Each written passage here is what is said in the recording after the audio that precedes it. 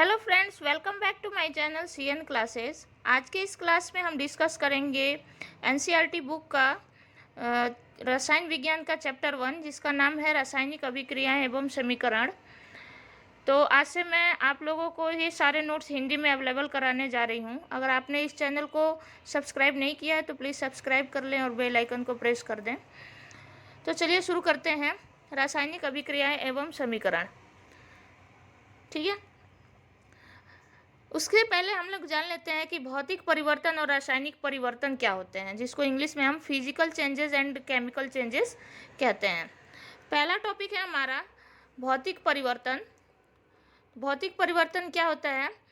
जब किसी पदार्थ के भौतिक गुणों में परिवर्तन होता है। भौतिक गुण कौन कौन से होते हैं? जैसे कि किसी चीज़ का ताप बदलना या फिर उसका आकार बदलना, रंग बदलना, ये सब जो भौतिक गुण होते हैं, उनमें अगर किसी पदार्थ के भौतिक गुणों में परिवर्तन होता है लेकिन रासायनिक गुणों में कोई परिवर्तन नहीं होता, तो इस प्रकार के परिवर्तन को भौतिक परिवर्तन कहते हैं। यहाँ पे मैंने एग्जाम्पल दे रखा है, जैसे कि पदार्थ की अवस्था में परिवर्तन, मतलब पहले अगर कोई चीज़ ठोस थी और उसको फिर द्रव में बदल दिया गया या गैस में बदल दिया गया, तो उसकी अवस्था में परिवर्तन हो गया, या फिर उसके रंग में परिवर्तन हो जा रहा है, या आकार में परिवर्तन हो रहा है, आकृति में परिवर्तन हो रहा है, तो इन सभी परिवर्तन को हम कहेंगे भौतिक परिवर्तन। इसके लिए हम एक एग्जाम्पल ले लेते हैं। उदाहरण के लिए देखेंगे बर्फ का जल में बदलना। बर्फ पहले किस अवस्था में रहता है? ठोस में, और जब जल में बदलता है तो वो द्रव में हो जाता है। अवस्था बदल गई यहाँ पे। किसी पदार्थ का टुकड़ों में टूटना। टुकड़ों में टूटेगा तो क्या होगा? उसकी आकृति बदल जाएगी, ठीक है। मतलब कि साइज छोटे छोटे हो जाएंगे, उसकी आकृति आकार में भी चेंजिंग आ जाएगी। चीनी या नमक का जल में घुलना। चीनी या नमक जब जल में घुल जाते हैं तो उसके पार्टिकल्स दिखाई नहीं देते, तो इस तरह से इसको हम क्या कहेंगे? भौतिक परिवर्तन कहेंगे, ठीक है। दूसरा है रासायनिक परिवर्तन। रासायनिक परिवर्तन क्या होता है? ऐसा परिवर्तन जिसमें पदार्थ के रासायनिक गुणों में परिवर्तन होता है, उसे रासायनिक परिवर्तन कहते हैं। इसमें नए पदार्थ का निर्माण होता है। ये बात हमेशा याद रखना है। क्या? रासायनिक परिवर्तन में नए पदार्थ का निर्माण होता है। जैसे कि क्या है? जंग लगना, ठीक है।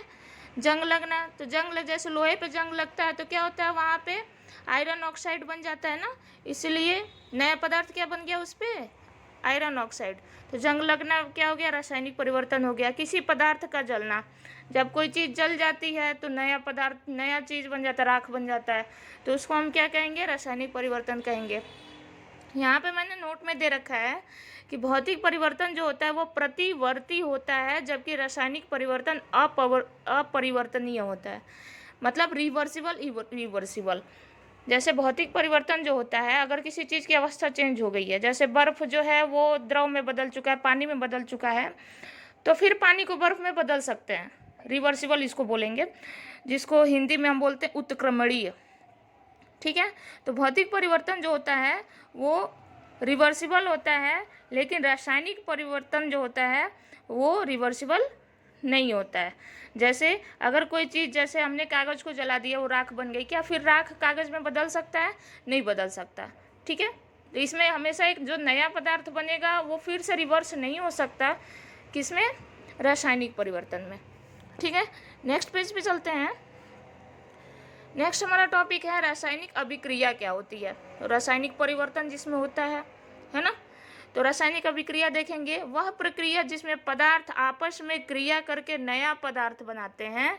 ऐसी प्रक्रिया जिसमें पदार्थ जो है वो आपस में क्रिया करके नया पदार्थ बनाते हैं, और जो नया पदार्थ बनता है ना, उसके गुण क्रिया करने वाले पदार्थों के गुणों से भिन्न होते हैं, तथा जिन्हें किसी भौतिक प्रक्रिया के द्वारा पुनः पूर्व अवस्था में परिवर्तित नहीं किया जा सकता, उसे रासायनिक अभिक्रिया कहते हैं। जैसे हाइड्रोजन, ठीक है, एक मिनट क्लीन कर लूँ थोड़ा। हाँ, हाइड्रोजन और ऑक्सीजन मिलकर के क्या बना देंगे? वाटर बना देंगे, ठीक है। अब ये मैंने इक्वेशन बैलेंस नहीं किया है। हाइड्रोजन और ऑक्सीजन मिल करके वाटर बनाएंगे। यहाँ पे क्या है कि दो, हमने क्या अभी पढ़ा डिफिनीशन में, वह प्रक्रिया जिसमें पदार्थ आपस में क्रिया करके नया पदार्थ बनाते हैं। तो ये आपस में क्रिया कौन कौन कर रहे हैं, हाइड्रोजन और ऑक्सीजन, और दोनों क्रिया करके नया पदार्थ क्या बना दिए, वाटर बना दिए। ठीक है, जिसके गुण क्रिया करने वाले पदार्थों के गुणों से भिन्न होते हैं। अब जो वाटर का गुण होगा वो हाइड्रोजन और ऑक्सीजन के गुण से बिल्कुल अलग होगा। ठीक है, और उसके अलावा क्या प्रॉपर्टी दी हुई है, जिन्हें किसी भौतिक प्रक्रिया के द्वारा पुनः पूर्व अवस्था में परिवर्तित नहीं किया जा सकता। मतलब कि वाटर को फिर से किसी फिजिकल मेथड से, भौतिक प्रक्रिया के द्वारा फिर से हाइड्रोजन और ऑक्सीजन में तोड़ के अलग अलग नहीं किया जा सकता। ठीक है, तो ऐसी प्रक्रिया को हम क्या कहेंगे, रासायनिक अभिक्रिया। समझ गए, रासायनिक अभिक्रिया किसे कहेंगे, जब दो पदार्थ या दो से ज़्यादा पदार्थ आपस में क्रिया करके एक भी पदार्थ बना सकता है। जैसे ऑक्सीजन ऑक्सीजन एटम मिलके एक ऑक्सीजन का मॉलिक्यूल बना दिए, है ना, जिसमें पदार्थ आपस में क्रिया करके नया पदार्थ बनाते हैं, जिसके गुण क्रिया करने वाले पदार्थों के गुणों से बिल्कुल भिन्न होते हैं, और जिन्हें किसी भौतिक प्रक्रिया के द्वारा पुनः पूर्व अवस्था में जैसे पहले थे वैसे ही परिवर्तित नहीं किया जा सकता, उसे रासायनिक अभिक्रिया कहते हैं। अब हमें पता कैसे चलेगा कि कहाँ कहाँ रासायनिक अभिक्रिया होती है, तो उसके लिए कुछ ऑब्जर्वेशंस दिए हुए हैं। जैसे कि अगर कहीं पे अवस्था में परिवर्तन होती है, ठीक है, एक मिनट, अगर कहीं जब भी रासायनिक अभिक्रिया होती है तो अवस्था में परिवर्तन होता है, रंग में परिवर्तन होता है, तापमान में परिवर्तन होता है, और गैस का उत्सर्जन होता है। इसमें से कुछ जो ऑब्जर्वेशन है वो भौतिक वाले में भी होते हैं। जैसे जब बर्फ पानी में बदलता है तो उसमें भी ताप में परिवर्तन होता है, लेकिन यहाँ ध्यान देने वाली ये बात है कि बर्फ का पानी में बदलना, फिर पानी को बर्फ में बदल सकते हैं। इसका मतलब वो कौन सा परिवर्तन हुआ, भौतिक परिवर्तन। ठीक है, एग्जाम्पल देखेंगे हम, भोजन का पाचन, जो भोजन पच गया है फिर से उसको रिवर्स नहीं किया जा सकता। तो भोजन का पचना, भोजन जब हमारे पेट में जाता है तो वहाँ पे बहुत सारी रासायनिक अभिक्रियाएं होती है, वहाँ हाइड्रोक्लोरिक एसिड होता है जिसमें वो गल पच जाता है। ठीक है, सांस लेना, हम सांस लेते क्या हैं, ऑक्सीजन छोड़ते हैं, कार्बन डाइऑक्साइड। लोहे पे जंग लगना, मैग्नीशियम फीते का जलना, दही का जमना, ये सब इरिवर्सिबल, मतलब इनको फिर से पूर्व अवस्था में नहीं लाया जा सकता। ठीक है, तो ये रासायनिक अभिक्रिया के कुछ एग्जाम्पल्स हैं। उसके बाद हमारा नेक्स्ट टॉपिक है अभिकारक। अभिकारक किसे कहते हैं और उत्पाद किसे कहते हैं। चलिए, अभी हमने एक इक्वेशन देखे, एक समीकरण देखा, कौन सा, हाइड्रोजन प्लस ऑक्सीजन क्या बनाता है, वाटर मॉलिक्यूल। ठीक है, वाटर मॉलिक्यूल। यहाँ पे ये इक्वेशन बैलेंस नहीं है, अभी हमें बस ऐसे देखना है।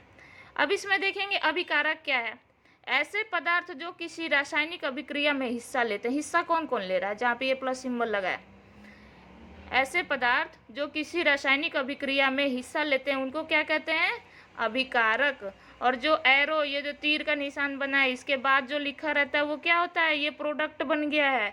ऐसे पदार्थ जिनका निर्माण रासायनिक अभिक्रिया में होता है उन्हें उत्पाद कहते हैं। ठीक है, भाग कौन कौन लिया इस रासायनिक अभिक्रिया में, हाइड्रोजन और ऑक्सीजन, और निर्माण किसका हुआ, वाटर का। तो यहाँ पे वाटर क्या हो जाएगा, उत्पाद हो जाएगा, और हाइड्रोजन और ऑक्सीजन क्या हो जाएंगे, अभिकारक हो जाएंगे। आई होप आप लोगों को समझ में आ गया होगा। तो चलिए नेक्स्ट पेज पे चलते हैं। नेक्स्ट क्या है, एग्जाम्पल्स हैं। ठीक है, इसको हम कहेंगे शब्द समीकरण। शब्द समीकरण, ऐसा समीकरण जो शब्दों में लिखा हुआ है। ठीक है, तो क्या है, सोडियम क्लोरीन से अभिक्रिया करके सोडियम क्लोराइड बनाता है। तो इसको हम शब्द समीकरण में कैसे लिखेंगे? सोडियम क्लोरीन से अभिक्रिया करके, तो जिसके साथ अभिक्रिया करेगा हम उस पर प्लस सिंबल लगा देंगे उनके बीच में, ठीक है। और क्या बनाता है उत्पाद को हम दूसरी तरफ, एरो के दूसरी तरफ लिखेंगे, क्या बनाता है? सोडियम क्लोराइड बनाता है। तो यहाँ पे हमने सोडियम क्लोराइड रख दिया, ठीक है। यहाँ पे क्या है? सोडियम और क्लोरीन दोनों पार्टिसिपेट कर रहे हैं, हिस्सा ले रहे हैं इस रासायनिक अभिक्रिया में। तो सोडियम और क्लोरीन क्या है? अभिकारक हैं, और सोडियम क्लोराइड का निर्माण हो रहा है, इसलिए सोडियम क्लोराइड क्या है? उत्पाद है, ठीक है। चलिए एक और एग्जाम्पल देख लेते हैं। क्या है? मैग्नीशियम प्लस ऑक्सीजन, मैग्नीशियम और ऑक्सीजन मिलके क्या बनाते हैं? Magnesium oxide. तो दोनों कौन कौन मिलके बना रहा है? मैग्नीशियम और ऑक्सीजन। तो ये हो गया अभिकारक, और जो मिलके बन गया, जिसका निर्माण हो गया, वो हो गया उत्पाद, ठीक है। तो ऐसे बहुत सारे आपको रासायनिक समीकरण मिल जाएंगे, उसमें आप अभिकारक उत्पाद पहचानिए, ठीक है। तो नेक्स्ट चलते हैं। नेक्स्ट हमारा टॉपिक क्या है? रासायनिक समीकरण। अभी हमने ऊपर देखा क्या था? शब्द समीकरण। अब ये क्या है? रासायनिक समीकरण। शब्द समीकरण का ही परिवर्तित रूप है रासायनिक समीकरण, ठीक है। रासायनिक अभिक्रिया को रासायनिक समीकरण के द्वारा दर्शाया जाता है। कहीं पे रासायनिक अगर अभिक्रिया हो रही है तो उसको कैसे इंडिकेट करेंगे, कैसे दर्शाएंगे? तो रासायनिक समीकरण के द्वारा। रासायनिक समीकरण में तत्वों के प्रतीक या अभिकारक और उत्पादों के रासायनिक सूत्र उनकी भौतिक अवस्था के साथ, भौतिक अवस्था कौन कौन सी होती है? जैसे कि वो द्रव रूप में है, या ठोस रूप में है, या गैस रूप में है, तो उनके भौतिक अवस्था के साथ लिखा जाता है। अभी हम ऊपर देखेंगे, अभी हमने क्या देखा कि यहाँ पे ये वर्ड इक्वेशन मतलब शब्द समीकरण लिखा हुआ था, लेकिन ये शब्दों में लिखा हुआ था, है ना। तो यहाँ पे अगर हम इसका फॉर्मूला लिख दें, इसका रासायनिक समीकरण का क्या लिख दें, यहाँ पे क्या दिया हुआ है? रासायनिक सूत्र। तो इसका अगर हम फॉर्मूला लिख दें, ठीक है, इसका हम फॉर्मूला लिख दें। क्या? मैग्नीशियम का Mg, ऑक्सीजन का O2, दोनों मिलके क्या बनाए? मैग्नीशियम ऑक्साइड, ठीक है। तो ये क्या हो गया? रासायनिक समीकरण। अभी नहीं, अभी हम क्या देंगे? यहाँ पे प्लस सिंबल है तो प्लस सिंबल लगाएंगे। मैग्नीशियम किस रूप में होता है? इसका भौतिक अवस्था किस में होती है? सॉलिड फॉर्म में। ऑक्सीजन किस में होता है? गैस फॉर्म में, ठीक है। और MgO किस फॉर्म में होता है? सॉलिड फॉर्म में। समझ गए? अभी चलिए नीचे देखते हैं, है ना। नेक्स्ट क्या है? रासायनिक अभिक्रिया में आवश्यक परिस्थितियाँ। कौन कौन सी परिस्थितियाँ? अब रासायनिक अभिक्रिया हो रही है तो वहाँ पे ताप कितना है, दाब कितना है, या फिर उत्प्रेरक कौन सा लगाया जा रहा है ना। इसको कहाँ लिखते हैं? तीर के निशान के ऊपर या फिर नीचे लिखा जाता है, ठीक है। किसी भी रासायनिक अभिक्रिया में द्रव्यमान का न तो निर्माण होता है और न ही विनाश होता है, ठीक है। इसको हम द्रव्यमान संरक्षण का नियम भी कहते हैं। तो द्रव्यमान का न तो निर्माण होता है और न ही विनाश होता है, इसलिए रासायनिक अभिक्रिया के अभिकारक एवं उत्पाद में प्रत्येक तत्व के परमाणुओं की संख्या समान होनी चाहिए। मतलब जो एरो बनाया जाता है ना रासायनिक अभिक्रिया में, इधर वाले जो भी अभिकारक होंगे उनके परमाणुओं की संख्या, और इधर वाले जो उत्पाद होंगे उनके परमाणुओं की संख्या के, हर एक तत्व के परमाणुओं की संख्या क्या होनी चाहिए? इक्वल होनी चाहिए, ठीक है। चलिए एग्जाम्पल से समझ लेते हैं। एग्जाम्पल देखेंगे, उसके पहले हम देख लेते हैं अभिकारकों तथा उत्पादों की भौतिक अवस्था कैसे लिखते हैं। ठोस के लिए हम क्या लिखते हैं? सॉलिड का S, द्रव के लिए लिक्विड का L, गैसीय अवस्था के लिए गैस का G, जलीय विलयन के लिए AQ मतलब एक्वस, एक्वस के लिए क्या लिखते हैं? AQ। उत्सर्जित गैस अगर है तो उसको एरो के साथ ऊपर की तरफ दिखाते हैं, अगर अवक्षेप बनता है उसमें तो वो हम नीचे की तरफ दिखाते हैं एरो के साथ, ठीक है। अब देखेंगे कुछ एग्जाम्पल्स, है ना। जैसे क्या है? सोडियम और क्लोरीन मिलके सोडियम क्लोराइड बनाते हैं। तो यहाँ पे क्या है, sodium plus chlorine, max arrow के चिन्ह के साथ क्या लिखेंगे, सोडियम क्लोराइड। अब हमें क्या करना है, सबकी भौतिक अवस्था भी लिखनी है। सोडियम सॉलिड रूप में, क्लोरीन जो है वो गैसियस रूप में, और सोडियम क्लोराइड सॉलिड रूप में होता है। अब यहाँ पे आप सोचोगे कि यहाँ पे ये 2 क्यों लगा दिया भाई, यहाँ पे ये 2 क्यों लिख दिया है। तो हम देखेंगे, अभी हमने क्या पढ़ा, किसी रासायनिक अभिक्रिया में द्रव्यमान का न तो निर्माण होता है और न ही विनाश होता है। इसलिए जितने भी जो भी अभिकारक हैं उस तरफ के प्रत्येक तत्व के परमाणुओं की संख्या किसके बराबर होनी चाहिए, उत्पादों के परमाणुओं की संख्या के बराबर होना चाहिए। मतलब कि अगर यहाँ पे देखेंगे, अगर हमने मान लो कि बैलेंस नहीं किया, चलो ये 2 नहीं लिखा है ना, ये भी 2 नहीं लिखा है, ये भी 2 नहीं लिखा है, तो क्या हो जाएगा, Na+Cl2 मैक्स NaCl। ठीक है, तो ये क्या हो जाएगा, यहाँ पे सोडियम कितने हो जाएंगे, 1, क्लोरीन कितने हो जाएंगे, 2, और यहाँ पे सोडियम कितना है, 1, और क्लोरीन तो रह गया 1 ही, है ना। तो इसको बैलेंस करने के लिए हम क्या करते हैं, इसको बैलेंस करने के लिए इधर नंबर लगाते हैं, मतलब मल्टीप्लाई किया हमने। सोडियम के यहाँ पे कितने हो गए, 2, क्लोरीन के कितने पहले से ही 2 थे, और सोडियम क्लोराइड बन रहा था, है ना। तो हमें कितने चाहिए, सोडियम के भी 2 चाहिए, क्लोरीन के भी 2 चाहिए, तो हमने इसके पहले 2 लिख दिया। इधर 2 नहीं लिख सकते, इधर 2 नहीं लिखेंगे, इधर लिखेंगे तो गलत हो जाएगा। मैं एक दूसरा वीडियो बना दूंगी कि कैसे बैलेंस करते हैं इक्वेशन को। ठीक है, दूसरा हम एग्जाम्पल देख सकते हैं, कार्बन और ऑक्सीजन मिल करके क्या बना रहे हैं, कार्बन डाइऑक्साइड। यहाँ पे कार्बन सॉलिड फॉर्म में है, ऑक्सीजन गैस फॉर्म में, और कार्बन डाइऑक्साइड गैस फॉर्म में। तो इस तरह से हम रासायनिक समीकरण लिखते हैं। ठीक है, अभी आपको इस क्वेश्चन का आंसर मिल गया होगा, रासायनिक समीकरण को संतुलित करना क्यों आवश्यक है। क्यों आवश्यक है भाई, किसी भी रासायनिक अभिक्रिया में न तो द्रव्यमान का निर्माण होता है और न ही विनाश होता है। इसका मतलब क्या हुआ कि रासायनिक अभिक्रिया के पहले, जो रासायनिक अभिक्रिया हुई उसके पहले, जैसे यहाँ देखिए जो रासायनिक अभिक्रिया हुई उसके पहले कार्बन और ऑक्सीजन जो है, उसके पहले एवं उसके बाद प्रत्येक पदार्थों के परमाणुओं की संख्या बराबर होनी चाहिए। ठीक है, प्रत्येक पदार्थों के परमाणुओं की संख्या बराबर होनी चाहिए। अतः परमाणु संख्या, और परमाणु संख्या पर डिपेंड करता है परमाणु द्रव्यमान भी। ठीक है, परमाणु संख्या या फिर परमाणु द्रव्यमान किसकी, अभिकारक और उत्पाद को बराबर करने के लिए रासायनिक समीकरण को संतुलित करना आवश्यक है। दोनों तरफ बराबर हो जाए इसलिए उसको बैलेंस करना जरूरी है। ठीक है, नेक्स्ट देखेंगे रासायनिक अभिक्रियाओं के प्रकार कितने तरह के होते हैं।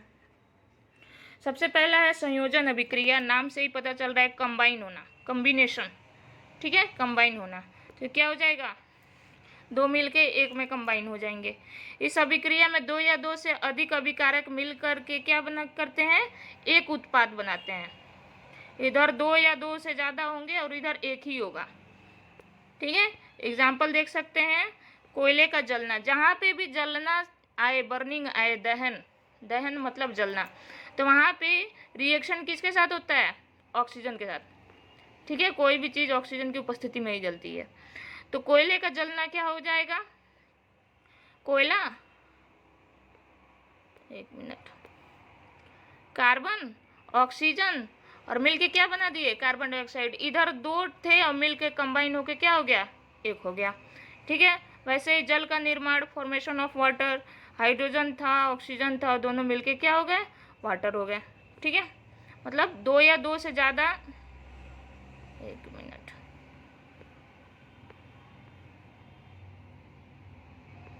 2 या 2 से ज़्यादा रहेंगे लेफ्ट साइड में और राइट साइड में सिर्फ 1 रहेगा।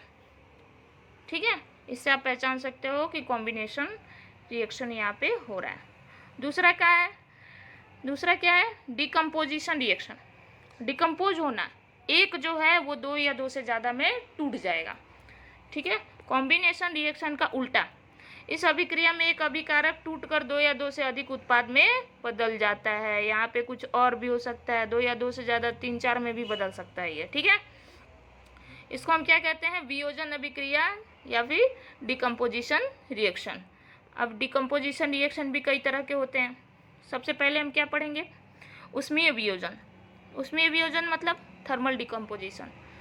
अब देखिए, जिसकी वजह से हो रहा है उसी पे ही नाम डिपेंड करता है, ठीक है। उष्मीय, नाम क्या है, उष्मीय मतलब उष्मा, गर्मी। तो जहाँ पे डिकम्पोजिशन गर्मी के द्वारा होगा, इसमें अभिकारक का गर्मी द्वारा वियोजन होता है। जहाँ पे डिकम्पोजिशन गर्मी के द्वारा होगा वो थर्मल डिकम्पोजिशन या फिर उष्मीय वियोजन हो जाएगा, ठीक है। जैसे कैल्शियम कार्बोनेट का टूटना, तो कैल्शियम कार्बोनेट डिकम्पोज होके कैल्शियम ऑक्साइड और कार्बन डाइऑक्साइड में चेंज हो जाएगा। यहाँ पे अभी हमने पढ़ा था ना कि ताप, दाब, उत्प्रेरक हम कहाँ लिखते हैं, एरो के ऊपर लिखते हैं। तो ये ऊष्मा क्या है, ताप है। तो यहाँ पे टेम्परेचर दिया जा रहा है, तब क्या हो रहा है, ये डिकम्पोज हो रहा है, इसलिए इसका नाम क्या हो गया, थर्मल डिकम्पोजिशन, ठीक है। नेक्स्ट देखेंगे कौन सा है, वैद्युत वियोजन। नाम से ही पता चला है, विद्युत ऊर्जा जिसमें दी जाए, है ना। तो इसमें डिकम्पोजिशन किसकी वजह से होता है, विद्युत धारा के वजह से, ठीक है। इसमें अभिकारक का वियोजन विद्युत धारा की वजह से होता है। जैसे वाटर मॉलिक्यूल का टूटना, जब इसमें विद्युत धारा प्रवाहित करते हैं तो हाइड्रोजन और ऑक्सीजन में ये टूट जाता है, ठीक है। नेक्स्ट देखेंगे तीसरा कौन सा है, प्रकाशीय वियोजन। प्रकाश के द्वारा जो टूटता है ना, जिसको इंग्लिश में हम कहते हैं फोटोलिटिक डिकम्पोजिशन। तो सूर्य के प्रकाश की उपस्थिति में होने वाला वियोजन प्रकाशीय वियोजन कहलाता है, ठीक है। इसमें हम देखेंगे इसका एग्जाम्पल सिल्वर क्लोराइड का सूर्य के प्रकाश की उपस्थिति में टूटना, किसमें, सिल्वर और क्लोरीन में, ठीक है। इसी तरह से सिल्वर ब्रोमाइड का सनलाइट की उपस्थिति में टूटना, किसमें, सिल्वर और ब्रोमीन में। ये दोनों जो रिएक्शन है, ये दोनों रिएक्शन याद रखना आप, किसमें, ब्लैक एंड वाइट फोटोग्राफी में यूज की जाती है, जिसको हिंदी में श्याम श्वेत फोटोग्राफी कहते हैं, ठीक है। तो आपसे एग्जाम में 1 नंबर के लिए पूछ भी सकता है कि कौन से रिएक्शन का use black and white photography में किया जाता है। तो आप याद रखना फोटोलिटिक डिकम्पोजिशन का, या फिर आपको ये रिएक्शन कई सारे रिएक्शन भी दे सकता है, 4 रिएक्शन, उसमें से चूज करना रहेगा। तो आप सिल्वर क्लोराइड और सिल्वर ब्रोमाइड जरूर याद रखना, ठीक है। नेक्स्ट देखते हैं, वो तो हो गया डिकम्पोजिशन रिएक्शन जिसमें 3 थे ब्रांच। उसके बाद है विस्थापन अभिक्रिया। विस्थापन मतलब डिस्प्लेस करना, डिस्प्लेसमेंट रिएक्शन, ठीक है। जिस रासायनिक अभिक्रिया में अधिक क्रियाशील तत्व कम क्रियाशील तत्व को उसके यौगिक से विस्थापित कर देता है, उसे विस्थापन अभिक्रिया कहते हैं। यहाँ पे क्या करेगा, जो ज़्यादा क्रियाशील होगा, ज़्यादा एक्टिव होगा, वो कम क्रियाशील, कम एक्टिव वाले को क्या कर देगा, डिस्प्लेस कर देगा। जैसे यहाँ पे हम देखेंगे कि आयरन है और कॉपर सल्फेट है, ठीक है। तो सल्फेट को तो छोड़िए, यहाँ पे किसमें कंपटीशन लग गया, आयरन और कॉपर में। तो हम देखेंगे आयरन और कॉपर में दोनों में कौन ज़्यादा एक्टिव है, तो दोनों में ज़्यादा एक्टिव है आयरन। और आप पूछेंगे कि मुझे कैसे पता कि कौन ज़्यादा एक्टिव है, तो इसकी एक सीरीज होती है जो मैं अगले वीडियो में शेयर कर दूंगी कि कैसे हम देखेंगे कि कौन ज़्यादा एक्टिव है, कौन कम एक्टिव है, कौन किसको डिस्प्लेस कर सकता है, ठीक है। जिसको हम रिएक्टिविटी सीरीज़ के नाम से जानते हैं, है ना। या फिर मेरे इंग्लिश वाला जो वीडियो है उसमें है। तो हम देखेंगे यहाँ पे आयरन और कॉपर सल्फेट जब रिएक्ट करेंगे तो इसमें क्या होगा, आयरन कॉपर से ज़्यादा एक्टिव होता है, तो कॉपर को आयरन क्या कर देगा, डिस्प्लेस हटा देगा, इसकी जगह पर से अपने खुद जा करके बैठ जाएगा, है ना। तो कॉपर की जगह पे आयरन बैठ गया, कॉपर को अलग कर दिया, तो क्या हो जाएगा, ये आयरन सल्फेट बन जाएगा और कॉपर अलग हो जाएगा, ठीक है। दूसरा रिएक्शन देखेंगे हम इसी तरह से पोटेशियम आयोडाइड का। पोटेशियम आयोडाइड में क्या होता है, पोटेशियम आयोडाइड के साथ क्लोरीन जब रिएक्ट करता है तो क्लोरीन जो है आयोडीन से ज़्यादा रिएक्टिव है। क्लोरीन क्या करता है, आयोडीन को डिस्प्लेस कर देता है, क्लोरीन आयोडीन को डिस्प्लेस कर देता है, उसकी जगह पे खुद चला जाता है और आयोडीन को अलग कर देता है। ठीक है, तो नेक्स्ट वीडियो में मिलेंगे हम आगे कुछ टॉपिक्स के साथ। आई होप कि आपको सब समझ में आया होगा। बाकी अगर आपको कहीं दिक्कत है तो कमेंट में कमेंट ज़रूर करें, ताकि मैं अगर कुछ गलती हुई हो तो सुधार सकूं। चलिए मिलते हैं नेक्स्ट वीडियो।